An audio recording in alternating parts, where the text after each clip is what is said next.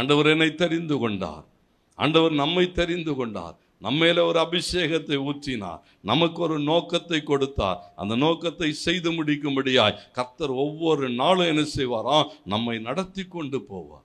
தாவீதை அழைத்த அழைப்பிலே ஆண்டவருக்கு மகிமை உண்டாகட்டும். தேவன் அவனை நடத்தக்கூடுமானால் ஆண்டவருக்கு மகிமையாக இன்றைக்கும் கர்த்தர் நம்மை நடத்துவார். நம்முடைய நோக்கத்தை, நம்முடைய தரிசனத்தை சரியாய் உணர்ந்து கொள்ளுகிற போது அபிஷேகம் பண்ணினவரும் அபிஷேகத்தின் பலன்களும். நம்ம மேல ஒரு அபிஷேகம் இருக்குன்னு சொன்னா அந்த அபிஷேகம் மிகுந்த பலனை கொண்டு வருகிறது. ஒவ்வொரு நாளும் இந்த மாதத்தினுடைய வாக்குத்தத்தமே அதுதான். கர்த்தர் என்ன செய்வார் சொன்னா நமக்கு பலன் தருகிற தேவன். பாருங்களேன், முதல் என்னன்னு சொன்னா அபிஷேகம் வருகிற போது தேவன் நம்மோடு கூட இருப்பார்.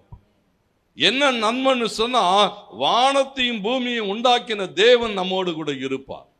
பிசாசையும் அவருடைய வல்லமைகளையும் மரணத்தையும் ஜெயித்த தேவன் நம்மோடு கூட இருப்பார்.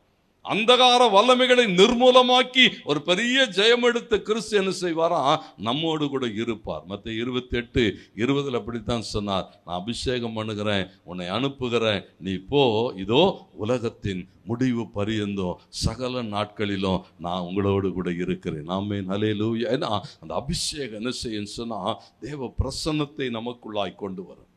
தேவன் நம்மோடு கூட இருப்பார். ஆண்டவருக்கு மகிமை உண்டாகட்டும். இரண்டாவது ஏசாயா 45:1 சொல்லுகிறது, கவனியுங்கள். நான் அபிஷேகம் பண்ணின கோரேசுக்கு முன்பதாக வாசல்கள் பூட்டப்படாதிருக்கும்படி அவனுடைய வலது கையை பிடித்து கொண்டு நான் அவனுக்கு முன்னே போய் கோணலான எல்லாவற்றையும் செவ்வையாக்கும்படி பூட்டப்பட்ட கதவுகளை உடைத்தெறிவேன் என்று சொல்லுகிறார்.